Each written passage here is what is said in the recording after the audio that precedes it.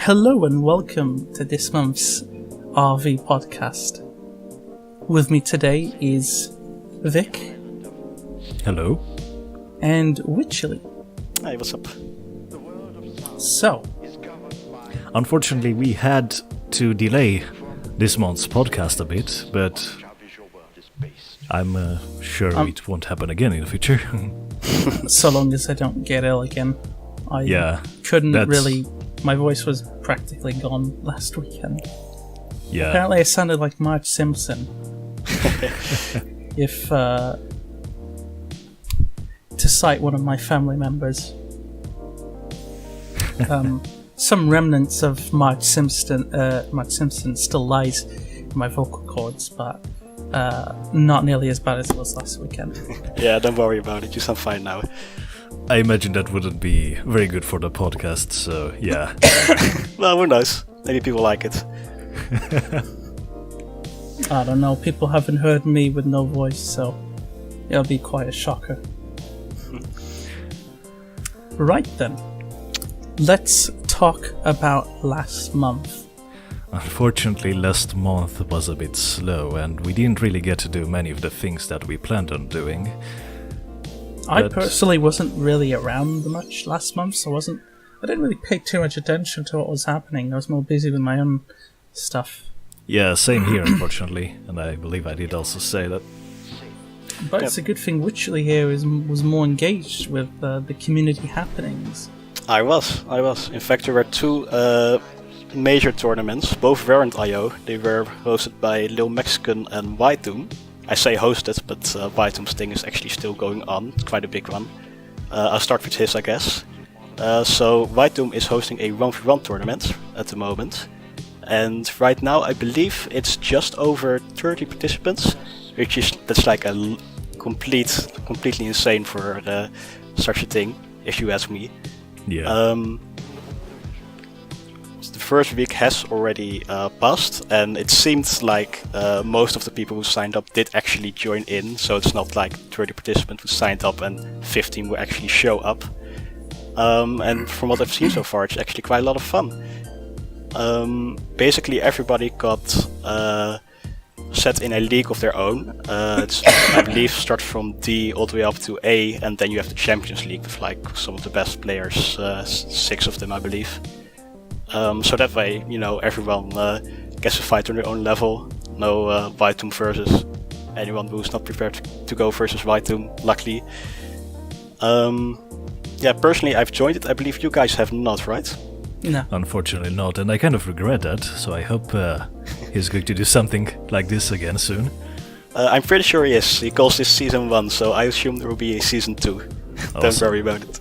Alternatively, we can host an RVIO league ourselves, another one. Considering how well this tourney seems to have turned out so far, White Doom's one, it's a real shame that our own one didn't turn out this well middle of this year, which was basically almost the same. We had people split into 4 groups facing each other, and then eventually you'd have playoffs. It was very similar, but instead of 30 odd people, you only had like 20 odd people, and so many of those people didn't even show up, and as a result, so many matches didn't even occur. Oh, that sucks. And then don't even get me started on the playoffs. Playoffs, 2 people didn't even show up for their playoff match, which, I mean, come on. But yeah, it's nice to see that the idea isn't a lost cause. There are very clearly people still interested in the concept, so might give us the opportunity to give it another shot sometime. I think that'd be fun, yeah. I think the reason White Doom was able to gather such an audience is that he is pretty well known in the Revolt House community. He goes above and beyond. He interacts with literally every single nook and cranny of the community. Yes, I bet he's found some niche community in like, I don't know, You get the idea. He finds people in the most niche of places and manages to get them involved. Yes, pretty cool. Props to him for that. I can respect that. I do my best to do something similar by keeping in touch with Mirkovold, for example, or the other servers, but I can't go to that extent. So props to him. We all have our limits. I know that he has his limits too. We just haven't seen them yet. But yeah, it's pretty cool. Yeah. The other one is the AMW versus Cougar, hosted by Little Mexican. Yep. Exactly. It was, I believe, this is the first time he hosted a tournament, so it went a little bumpy, unfortunately. That's not to say it wasn't fun. I did actually enjoy it, but some people didn't show up. I believe it was originally meant to be a 6v6, but it ended up being a 5v5, and near the very end a 4v4, if I'm correct. So yeah, not quite to plan, but still, if you ask me, I had a lot of fun. See, when it was written bumpy event in the bullet point, I thought, a lot of bumpy tracks. I didn't think it meant like bumpy in terms of organising. Unfortunately, that's not the case, though. Unfortunately, it's an interesting concept. I mean, have two types of cars face each other, have people drive them. I mean, it's such a basic idea, but it works pretty well if the circumstances are correct and right. We also had something like this in the past, hosted by Kiwi, with Bertha versus R6, and it was also a lot of fun. But the car selection there might have worked a bit better. I don't know. You wouldn't expect so, since they're so different. But it seemed like there was a real competition from what I remember. I mean, there was competition here. It's not like Team Cougar completely destroyed Team AMW. Oh, yeah, true enough. According to the session parser, which we use to analyze sessions and its results, Team Cougar did come out on top, but the parser uses a very basic point system, which works, it's fine, but that's not the point system Little Mexican uses, and he's yet to release the scoreboard with his own scoring system. Yep, indeed. So He'll probably use it to favour AMWs. Well, I believe his idea was to give a larger amount of points to people who finish in a group within their team. So if like 3 Cougars finish in a row, then they get 3 extra points, I believe. So yeah, that's he still has to calculate the points for that. Unfortunately, we can't declare a winner quite yet. That's quite a lot to calculate, but still a lot easier to calculate than Ben's R League, if anyone's familiar with that. I'm not actually. I have seen the inner workings of the point system, and let me tell you, I still don't understand it. Doesn't matter how much documentation it has, nobody's gonna understand it. So yeah, and the third, quote-unquote, major thing that happened this month was the beta test of Sparvold 2. Yep, indeed. Kiwi has been working on a sequel on his first Sparvold track, which was, I mean, I can't speak for everyone, of course. I know some people dislike it, but in my opinion, it was a really good track. Looked great. Raceline's pretty fun too, if you ask me. So he decided to make a sequel. At least, I'm pretty sure he decided on it from the start, actually. But yeah, doesn't matter. Either way, this time you go through the whole courtyard that wasn't in the first one. So it's quite a different experience. This one is at day instead of at night, and it's after the storm, so everything is completely broken down. From what I've heard so far, it's pretty good, but to be honest, I haven't really talked with a lot of people about it. I believe, Irv, you hosted a test session, right? Yeah, initially it was to be hosted by Kiwi, but I did help him host, and it seemed to go quite fine. The track itself, I think it's very challenging, and I mean that in a good way. It has a slightly difficult to learn Raceline, but nothing like Blind Corners or the such. And difficult to master, of course. But Yes. it's definitely a good track in my eyes. So I guess you can say the difference between 1 and 2 is night and day. I mean, for what I've seen, from the footage I've seen of the track, it seems pretty good. It has a lot of Sparvault 1 in it, but a lot of its own. It seems a lot more speed oriented, with the section not included in 1, but it's in 2, where you start off. Also, the music itself is again custom, and it's really good. I find myself that it bums you up a little. I haven't actually heard the one on Sparvault 2. I like the one on part 1. I'll have to check it out. Music's pretty good. Alright. Yeah, like we said, quite a easy month. Not a whole lot happened after that. There was one more thing. We got an RVGL update. That's right. That's where I was going. The one thing that did happen after that, actually we got multiple RVGL updates, and they bring quite some nice features. Let me just get through them here. So, for instance, this is one feature that is pretty heavily requested.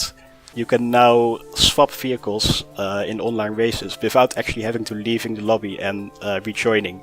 So right now you can just pause, click back to lobby, and yeah, like it says, you will just be back in the lobby. You can change your name, your car, and just rejoin the next race, which is really quite a big improvement, because since, as I'm sure most of you know, the IO sessions are usually full within the first minute or so.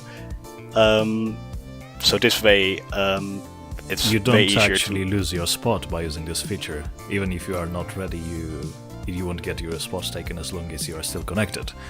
Not just that, it's just a massive quality of life change in general. It's something that's been requested for years. Yes. Just like skins for cars. It's been requested for that long, I'd say. And to have it finally implemented, it says a lot about how far this whole thing, how far RVGL and RV in general has come along. So yeah, other minor features, skin randomization on CPU. So if you have 2 million Toyota skins and decide to have a race with only AI Toyotas, they'll all have different skins rather than having the same stock skin. The sliding door bug, if you're not familiar with what that is, if you park yourself in front of the sliding door in the supermarket too, if it hit you, it would usually send you flying. Even more so if you drove something like R6 Turbo. That's been patched out. But those of us who didn't really like the inconsistency of this bug will be rather pleased about it whenever we next race on Supermarket 2. And even Sparvault 2, which uses sliding doors as well. Yep, Kiwi actually reported it to Yuki, who then managed to fix it.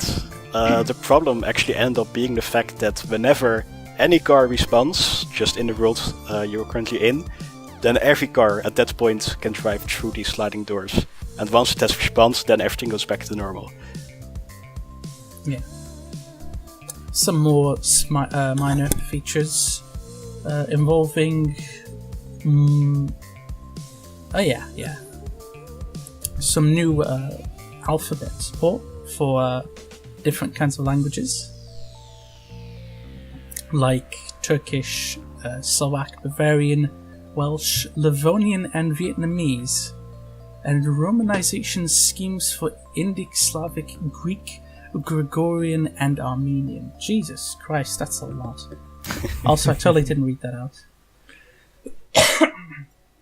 Because if it wasn't written down, I would have just said, hey, a lot of language stuff for you to enjoy, and people watching the podcast wouldn't know what the hell I'm on about and would have to look into it anyway.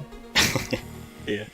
But this does not mean that the game supports Arabic characters. It supports the Romanization of the Arabic characters. So, those of you who thought it supports Arabic characters, it does and it doesn't. It supports the Romanization of those characters. However, I'd like to point out that Hookie did mention that he's considering the possibility of actually adding font files to the game, which could mean that we would see Arabic alphabet, proper Arabic alphabet in the game. So what you're saying is we could have, what's it called, kanji? A kanji alphabet. So yes. we could get the full synthwave, vaporwave experience. Yeah. So, that enough about last month. Last month is so November 2018.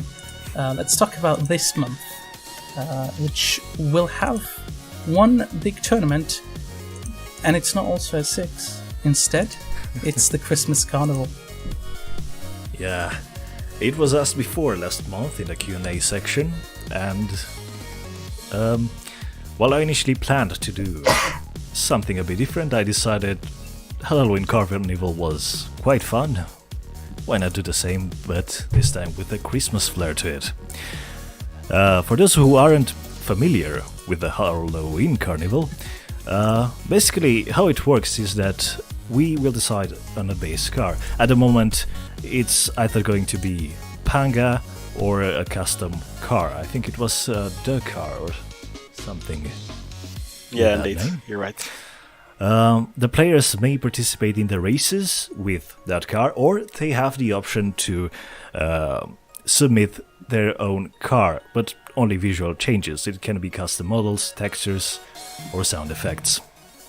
As for the races themselves, they will follow the same format as the casual RVIO races, with a notable difference of racing only on winter-themed tracks. And the races will occur on the weekend of December 22-23 at 19 UTC. Also, one thing to mention is that there is no limit of participants. I'm not sure if there was last time, I can't remember, but if we happen to go over 16 sign-ups, it's possible to create 2 lobbies.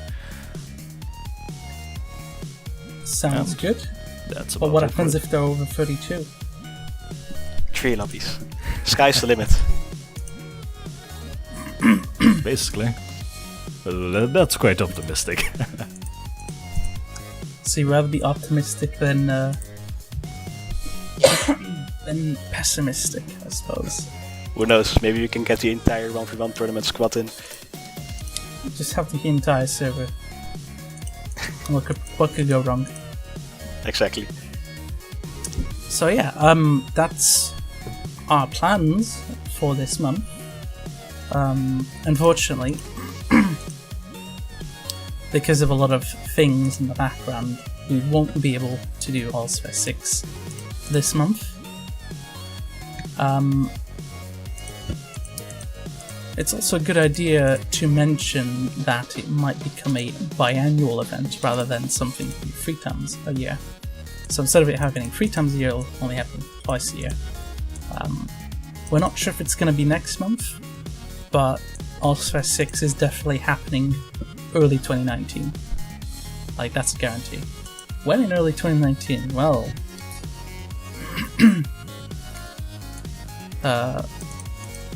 soon TM. I say for sure it won't be later than March. Yeah. Definitely before April. How about April 1st? That sounds like an idea. Nah, April the 1st is for a special racing session involving cars that make you want to destroy your living arrangement. Ah, that's a synonym for RC Crack, isn't it? RC Crack, RV Loco, Rotor, it's all the same, clearly. Speaking of future tournaments, what might we expect from 2019? Yeah, actually, with the talks of the Christmas Carnival and of course the Halloween Carnival before that, we have decided that these will become annual. And there's a third one, which is the Revolt Carnival, which will happen on the game's birthday, which is July 31st. Yeah, really, like Irv already said, we think the first one went very well, the Halloween Carnival. Was a lot of fun. It's quite a fun concept, having everybody creating a custom car. Not really custom as in custom parameters, but visually. Which allows everybody to really be creative and not actually be completely unbalanced like All's Fair. Because, of course, that is the point of All's Fair, but for this tournament, it's a lot of fun to actually try to race somewhat competitively with our creations. So yeah, we'll have that 3 times a year to look forward to. So again, that is the Revolt Carnival for the birthday on July 31st, and then Halloween and Christmas Carnival on Halloween and Christmas, obviously. Well, around Halloween or Christmas. Yeah, not on them, but around, indeed. We generally host those on weekends, so it doesn't exactly interfere with the holidays. Right. Sounds pretty good. Other ideas that we have in mind? Obviously, Vault Ball is a concept that we've always mentioned. Always said, hey, we should do something about it. But we never did. But we still want to pursue it as a, as something else people would be interested in. Because clearly, the interest is there. We just gotta do something. Do something with that interest. Like we did back in September. So, again, a second Vault Ball tournament is planned sometime early 2019. It'll probably be before All's Fair 6. So earliest, probably January or February. Another thing that sort of gets in the way of Vault Ball is the map isn't exactly the best looking. Could have some changes done to it, so might need updating. And also, multiple if there are any arenas. creators out there who would like to help us with the map, that would be much appreciated help as well. Or just feedback in general that makes sense, rather than it just being not constructive. Destructive feedback instead of constructive. To put it lightly, yeah. But yeah, I would like to update it. I would like to make it look nicer. And if in the best case scenario, if the game mode had multiple arenas to play on, each bringing their own nuances, that'd be even better. But time will tell where that's concerned. I wouldn't be surprised if there are a bunch of people who are willing to make arenas, since I don't believe it's too big of an effort compared to regular tracks, since you don't have AI nodes and boss nodes, and most of them make it good stuff, which I always find quite a hassle, to be honest. It's quite easy to set up once you know what to do, what guidelines to follow. Yes, exactly. It's not like regular football maps. Like, it doesn't have the awkwardness of those kinds of maps. It's its own kind, in a sense. It's like Rocket League, essentially. Yeah. Yep. Bootleg Rocket League that you can play for free. Especially when you look at how willing people have been to make Super Pro cars for the new Super Pro pack. I wouldn't be surprised if we could get a bunch of people to build some arenas for Vault Ball. I think a lot of people would have a lot of fun with that. Yeah. And talking about the Super Pro pack,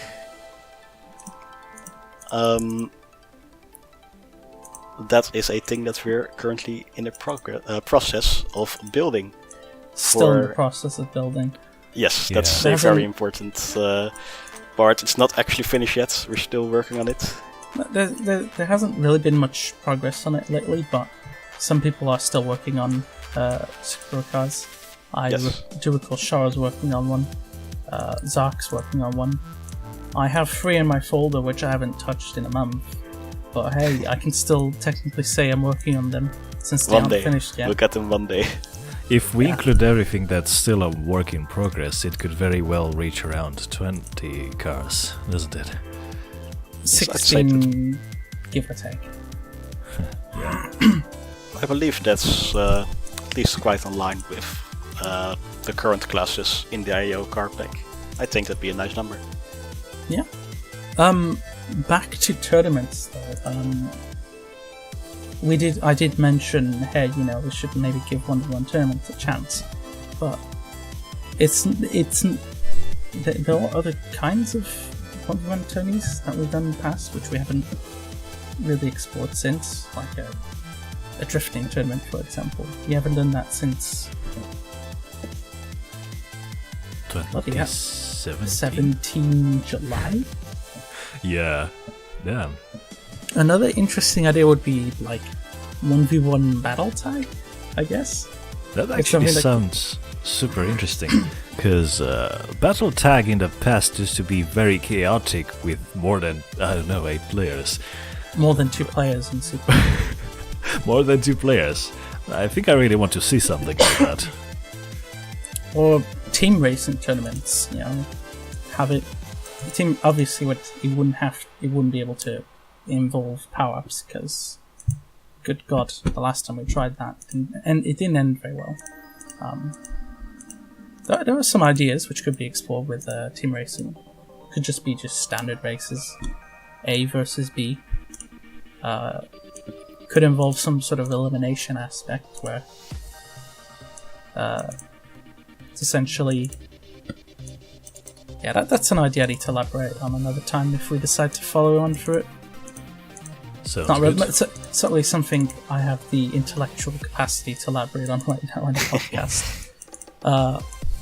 Drifting in a team racing environment, that'd be interesting. Or hell, even battle tags in a team environment on larger maps, possibly. Maybe Supermarket if it's like a 2v2. But yeah, there's a lot of ideas that still need to be explored in a game that's almost turning 20, which is pretty cool. The game is almost turning 20, and we have been we've been holding the RVIO sessions for over 2 years now. Yeah. Time flies. After such a long time, I want to say that the packs are still a work in progress. Things aren't going to stay the same. I know some people might not like various parts of the packs, but things might change, especially because in future more creations are released and the packs will evolve alongside the community. As usual, we often discuss things on the RV Workshop. For those who might not know, that is a Discord server dedicated for various projects. And if anyone is interested in contributing, you can join us on the server and simply ask to join the channel. Because every bit of discussion, suggestion helps us know in what direction to push the packs. Speaking of the packs, it is likely that we will get one final update for them this year after the Christmas Carnival, and it's very possible that we will actually get the Super Pro pack out before 2019. Hopefully. Yeah. Afterwards, the following update for the packs might be a bit slow to come, since I have a few ideas in mind that I want to prioritize. For one, the online section on RVIO is very lacking in many aspects. For example, the information on the packs themselves, or the car and track lists are a bit too simple. And I plan on taking care of that before I do anything else with the packs. As for the packs themselves, I plan on making them a bit more modular and in such a way that they will work with a tool that can automatically manage the I/O content, and you will be able to select each module that you want to in such a way that it could both work with the I/O online sessions and also personalize it to something that works more to your preferences. So that's something to look forward to for 2019. Will it also select System 32 and delete it? Of course. Sneaky, Nice. sneaky. While no one's looking. So then, that's all of our subjects to discuss. The last thing, of course. Sorry about that. The last thing, of course, is the Q&A session, where we answer questions submitted to us. The first one asks us, will RV ever make it possible to distinguish full model animations into track design? And will we see car sound effects separated from hard code to allow custom skid marks, horns, engines, and crashes by each separate car? Unfortunately, this being an RVGL related question, the best person who could answer this was Marv, who unfortunately could not join us today. But fortunately, we managed to ask him before this, and here are his thoughts. Firstly, the 3D object animations for tracks are rather unlikely. He couldn't say, he didn't actually give us more info on that, but I suspect it's simply because it's a major thing to implement and there are a lot more things to prioritize. However, additional custom sound effects for individual cars are more likely since we already have the basis for it with the engine sounds.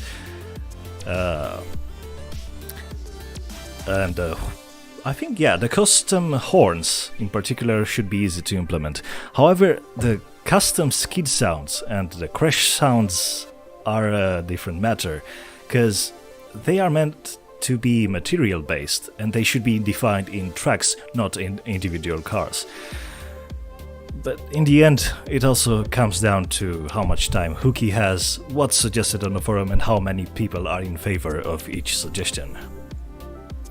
To add to the custom skid sounds, it's material based and it's part of tracks, and you will notice that if you drive on the ranch, especially on the wood surfaces. Sounds different to the wooden surfaces on Ghost Town, for example. Yeah. That's not really I'm basically just reiterating what Vic just said. So I'll just leave it at that. After recording the podcast, I have also received an answer from Hookie. Here's what he says. The only way custom model animations are supported currently is by replacing stock objects, such as the planet models. Supporting arbitrary animations will require scripting support, allowing designers to script their own custom objects. However, the dragon animation from Toy War 2 is implemented differently. It uses multiple frames, provided as separate models that are interpolated smoothly, quite similar to texture animation. We could explore into extending this behavior for customization. Now then, back to the podcast. The second question asks us what the next custom creation trend might be. It's kind of hard to predict trends. It's impossible to predict the future unless it's handed to us on a silver platter, like Brexit. But in my personal opinion, what I expect to see more of in the future are potentially higher detail models, like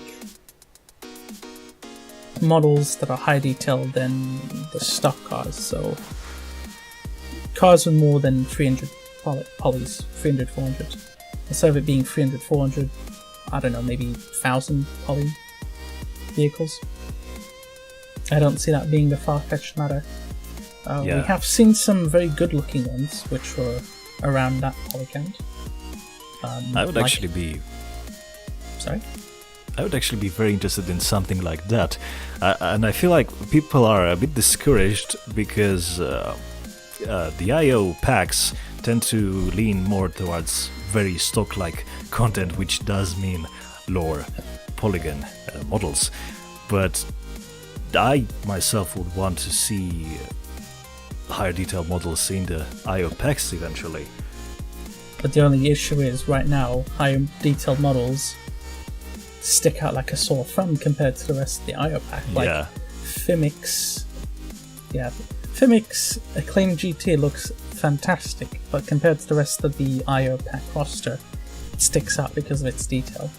Or DCL's Gator... What's this called? Gator? Something with Gator. Let me look it up. Yeah, that car is like 10,000 polys. Looks staggeringly amazing. But it's 10,000 polys or so. And because of that, it would stick out like a sore thumb compared to the rest of the roster. And I remember wanting to include it, but I couldn't because not just because it's very high poly, because it sticks out like a sore thumb, but because it could also even affect performance at that level. At that point. Yeah. If it was redone to be like 1,000 polys, I'm sure it wouldn't be too detrimental. But yeah, aside from high detail models, another thing that I predict are more cars, more vehicles with more than 4 wheels. We've already seen quite a number of non-4-wheeled vehicles this year, both in the IO pack and both out of the IO pack, and in tournaments. If I'm correct, that's not actually officially supported, right? No, it's not. In parameters, it's just fake, basically. Yeah. But however, actually, I think this was discussed before, and it's possible that we might get support for this. And if we do, it's definitely a trend that we are going to expect. Yeah, absolutely. And finally, the last thing that the next thing and the last thing that I expect to be a trend in the future are Super Pros. We've been somewhat pushing for it. We've started gathering content that fits the bill for the Super Pro class. And, I mean, people are already making Super Pro content, myself included. Zark's making Super Pro content. Shara's making 1 or 2. And we have a couple more made as well. So the old trend that everyone disliked with old conversions using the same overpowered parameters like the me and me's content. That level of performance is likely to come back, but in just a more refined and variant way. Not all cars are going to drive exactly the same. They're just going to have similarly insane pace with insane handling and parameters in general. Like, if you've driven La Rossa, you know what I'm on about. Yeah. Though, to be fair, the faster a car is, the harder it is to have variation for its parameters, in my opinion. Cause I'd argue the opposite. There's very little variance between your big cars. The faster a car is, the more it opens the opportunity for individuality. I imagine the faster it is, the more it has to be closer to the rail handling type of parameters, because as we've seen before in Old Sphere, if you don't stick to that kind of handling, you kind of tend to just lose control. So clearly the solution is to not lose control then. Just Problem get better. solved. Just be better. Just don't be depressed. Just get over it. I suppose that's just a unfortunate consequence of the way parameters are handled in Revolt. It's the unfortunate consequence of being bad. Just be better. But yeah, are there any trends that YouTube predicts will be a thing? Aside from constant toxicity and negativity after racing sessions? I predict that from now on everybody will be the best friends. There will be no more fighting in the server. Trust me on this. I'll just stop being a moderator. It won't be necessary anymore. But other than that, I do believe that the kind of content that's currently in the, well, for now cancelled, or at least on hold, remake project, will be sort of something that people will trend towards. So it's kind of in line with what you've said about higher detail models. Basically that, but still sticking to the stock style, just with more detail. I think I wouldn't be surprised if we see something like that happening. Yeah, I think that's about everything, really. Yeah. That we can expect at least. Our next question asks, why are there so many unfitting tracks in the main and bonus track? When will this be fixed and many tracks will be removed? So, we're going to completely discard the subjective nature of this question, because what's unfitting to the person who asked this will seem fine for many others. One person's opinion should not speak for everyone else's, as that doesn't always end well. So yeah. And for me and us as a team, we are quite content with the track pack and the car pack as well. We still want to change things around. There are many bug fixes, for example, but we can't really change things if we don't also agree with that opinion. And if you get rid of too much, you're left with very little, and all the people who like the stuff that was removed will not be happy. So again, you have to take other people into consideration, not just your own opinions sometimes. Assuming that there are a lot of bad tracks in the pack, it wouldn't be a good idea to remove many of them, because the IO events are built in a way that ensures a high amount of variation in the track list on a weekly basis, and that's saying even with the fact that we already ensure that all the tracks listed as stock or classic are always played once a week, and those are generally the highest quality tracks. So, you know, and in the end though, as it goes with the car pack, the more custom tracks are released, good custom tracks of course, the higher the chances that the pack itself will improve. So, all I can say to that is, if you don't like the pack, I strongly encourage considering doing some track making. So, just make better tracks then. It's true though, it's how the car pack started. The car pack had a lot of, by today's standards, very poor content. Yeah. One of the cars was essentially a repaint. I would actually say that the track pack is in the same position that a car pack used to be, because we got a flood of high quality cars for the pack, but we don't quite have reached that stage for the track pack. Because even though we had a lot of nice tracks this year. Yeah. People don't make as much tracks as they do cars, so obviously it's going to take a lot longer for the track pack to be more in line with what the community wants. But at the same time, like, as we said multiple times at this point, we can't remove all the questionable tracks because then you're not left with much. If we only keep the classics, that wouldn't make for very it would make for a very interesting session, racing the same tracks over and over. What? Like, do we really want to go back to the days where we just race the stock tracks over and over?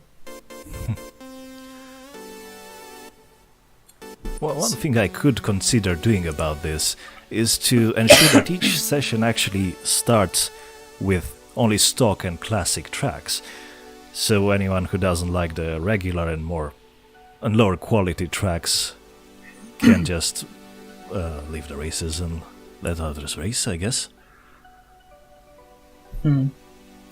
It's something that would have to be agreed upon. Yeah, just but again, something to these are consider, just I guess. these are just brainstorming ideas made up on the spot.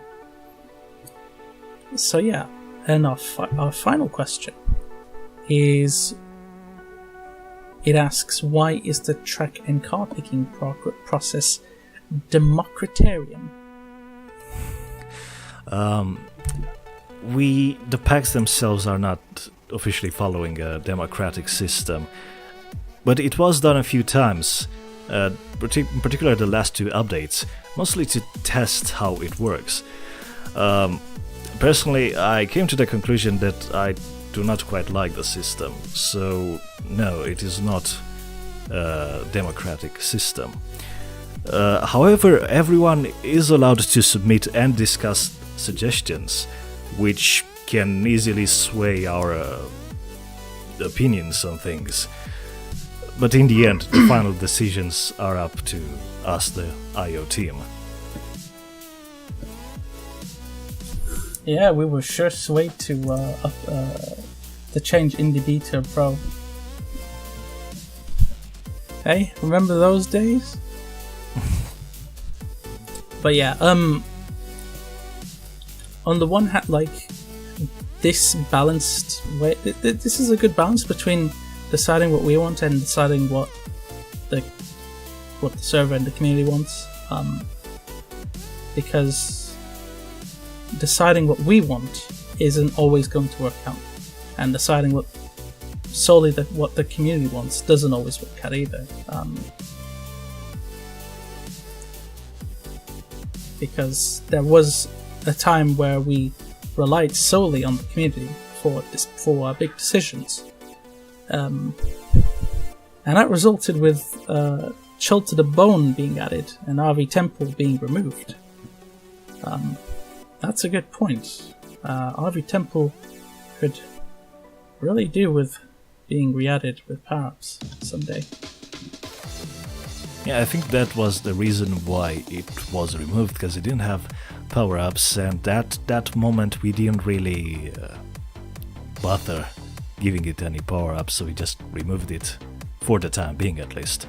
Just never. You know, I swear I might have sent you a version with power-ups in the past.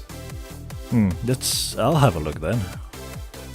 I believe Little Mexican actually made a version with camera nodes as well, since we raced it in his tournament, and as a spectator he wanted to have cameras on every track.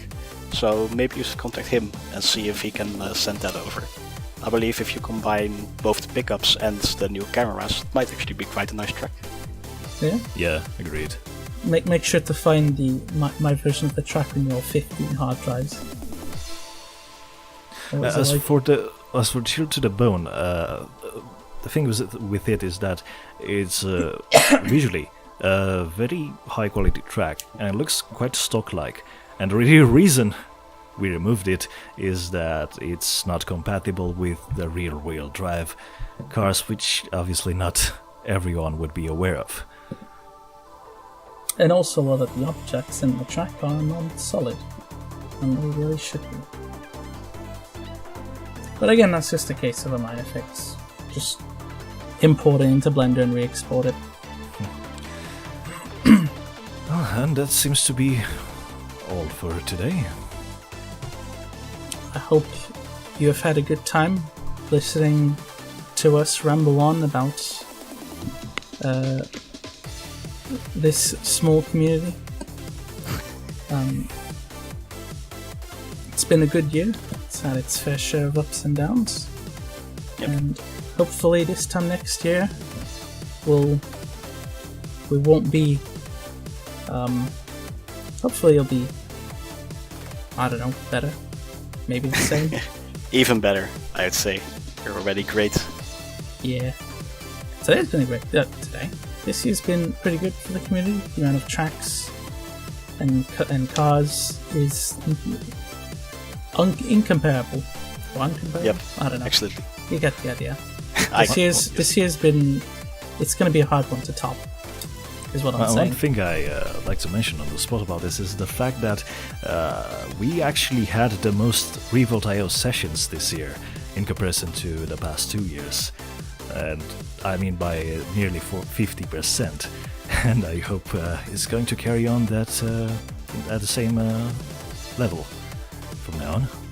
Fingers That'd be great. But yeah, we'll see you guys next month and next year. Yep, the next podcast will be after Christmas and after New Year. So, Merry Christmas. Happy holidays.